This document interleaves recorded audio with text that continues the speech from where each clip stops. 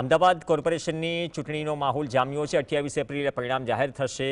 ચૂંટાયેલા પક્ષના તમામ કમિટીના ચેરમેન, ડેપ્યુટી ચેરમેનોની જાહેરાત કરાશે। હાલ કોર્પોરેશનમાં તમામ હોદ્દેદારોની કેબિનો ખાલી છે। જરૂરી મરામત તેમજ એસી સર્વિસ કરવાની કામગીરી ચાલી રહી છે। નવા એસી પણ ફિટ કરવામાં આવી રહ્યા છે। જે કોઈ પણ નવા ચેરમેન, ડેપ્યુટી ચેરમેન આવશે તેઓની માટે કેબિન ફાળવવાની તૈયારીઓ અત્યારથી જ કરવામાં આવી રહી છે।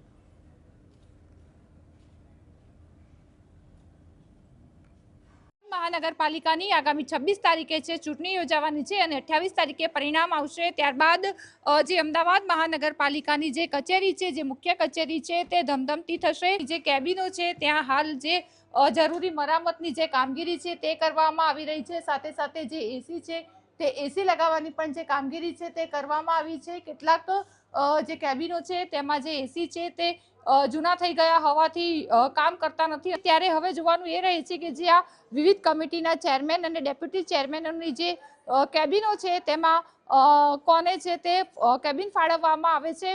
હાલ તો જે છે તે મરામતની જે કામગીરી છે તે કરાઈ રહી છે। ઝલક અધ્યારું, GSTV।